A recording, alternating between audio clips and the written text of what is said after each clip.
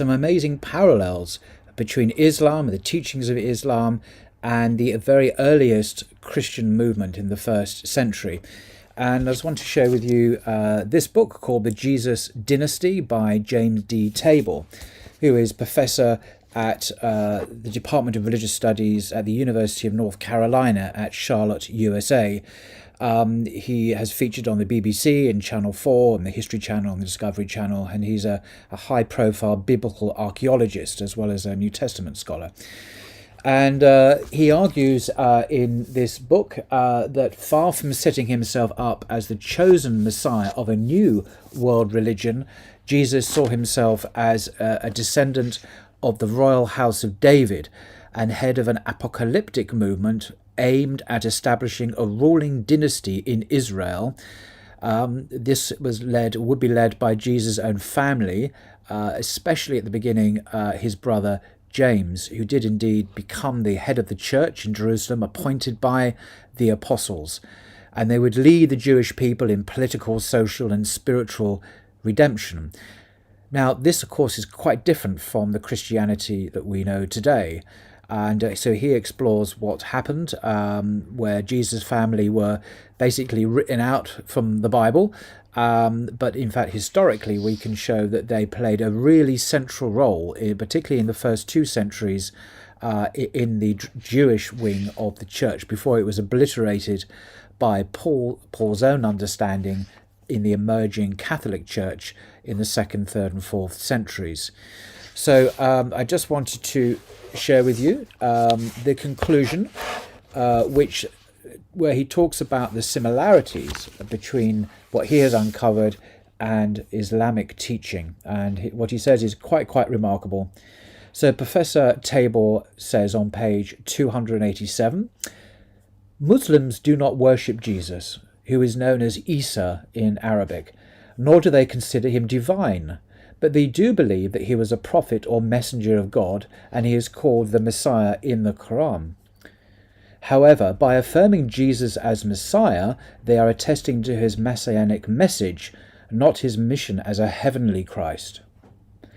There are some rather striking connections between the research I have presented in the Jesus Dynasty, which is his book, and the traditional beliefs of Islam. The Muslim emphasis on Jesus as messianic prophet and teacher is quite parallel to what we find in the Q source, in the book of James, and in the Didache. Just briefly explain, by the way, the Q source, Q stands for quell, which is a German word meaning source. And this is a technical term in New Testament scholarship which refers to the material that the Gospel of Matthew and the Gospel of Luke share in common, and that they both drew on. So they drew on a source, unknown who produced it, but clearly it's evident. You can see passages in both Gospels where the Greek is the same. And this might have been a written document, it might have been an oral narration where we don't know, or maybe both.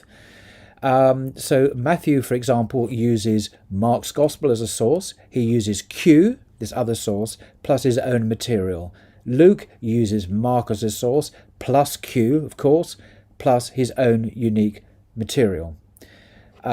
So the book of James he also refers to, that's not really a book, it's a letter towards the end of the New Testament, which you can read, it's quite short, where James talks very positively about following the law and the perfect law that gives freedom. This is the Torah, and also how Abraham was justified by his works and not by his faith. It's the opposite of what Paul teaches in Galatians and Romans and so on. So it's a very interesting letter. And also refers to this word, the Didache. Didache is a Greek word meaning teaching in Greek, and it refers to a document that scholars aren't quite sure when it was written, possibly as early as AD 50 or as late as the 2nd century, but it presents a very different understanding of Christianity from Paul. It's a Jewish faith. The Lord's Supper is not about the body and blood of Jesus. Jesus is a human figure, a prophet, a Messiah. So that's a fascinating text that was only rediscovered in the 19th century. It was known in the early church and disappeared from view for nearly 2,000 years and was rediscovered, and that caused quite a sensation in the Victorian era. So Professor Tabor continues, to be the Messiah is to proclaim a message, but it is the same message as that proclaimed by Abraham, Moses, and all the prophets. Islam insists that neither Jesus nor Mohammed brought a new religion. Both sought to call people back to what might be called Abrahamic faith. This is precisely what we find emphasized in the book of James.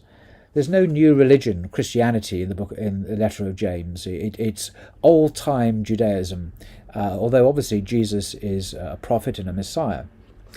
Like Islam, the book of James and the teaching of Jesus in Q emphasize doing the will of God as a demonstration of one's faith. Judaism, much like Islam, is not terribly preoccupied with believing a whole set of dogmas. It's very much emphasized on doing the will of God, on practice, on prayer, on the 5 pillars. One of them is belief, but a lot of it is on charity, on actions, rather than endless believing in doctrines and dogmas and creeds.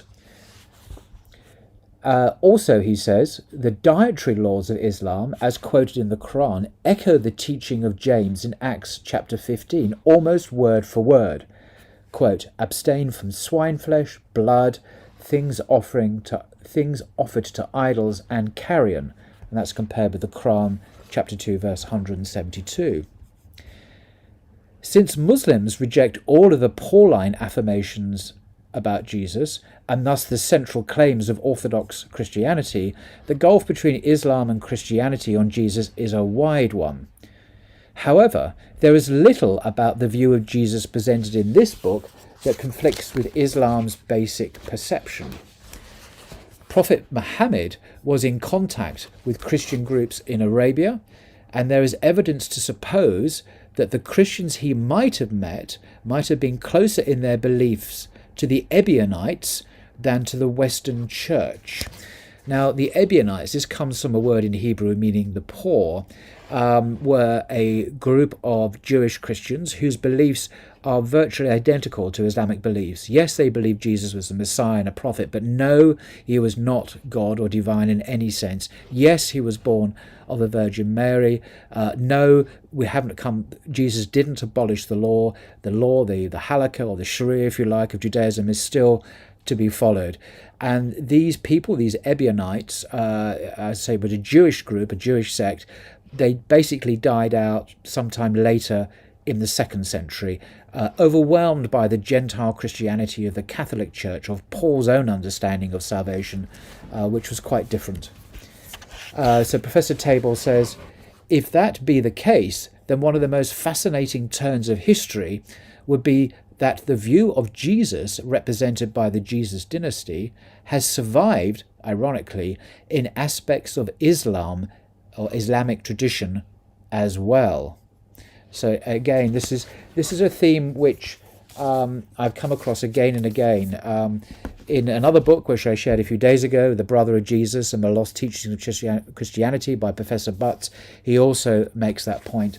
And also in that great Catholic work, the New Jerusalem Bible commentary, an official publication of the Catholic Church, which also mentions that the Jewish Christianity died out in the 1st century to be reborn as Islam in the 7th century. They draw this direct connection between the earliest Christianity and Islam. So this keeps on cropping up, and these are serious academics. One of them is a Lutheran minister.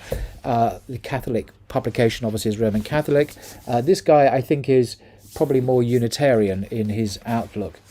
So I just wanted to share with you the extraordinary parallels that people are making between the earliest faith of the disciples. And if there's one point I just wanted to stress, really, to get one's head around what's really at the root issue here, and this has been pointed out by scholars since the 19th century. It's nothing new that I've discovered, but it's a very important point, that Jesus proclaimed, according to our earlier sources, Jesus proclaimed a message about the coming of the kingdom, about God's mercy, about sincerity, about having a pure intention, about obeying the Jewish law, the Torah, with a renewed intensity and with an emphasis on love and mercy and faith, although not neglecting the other aspects of the law. And people were entered into this renewed, it's like a renewal movement within Judaism.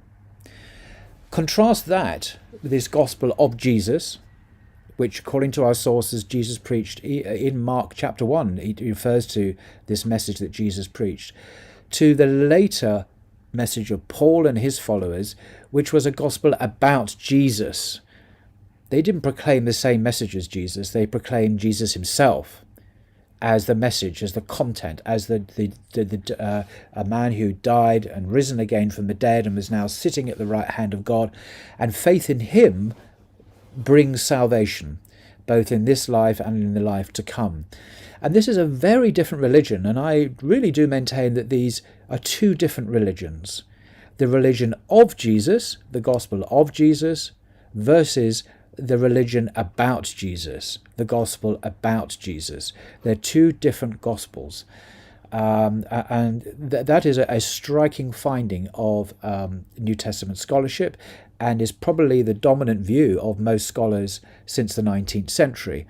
Not all scholars would agree with that, but the very conservative scholars, represented by people like Tom Wright and Craig Blomberg and many others, evangelicals, would disagree with that very strongly, of course.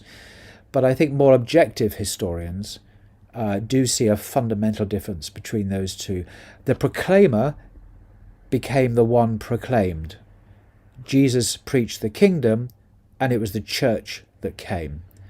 And these are discontinuities that really expose the realities of Christianity.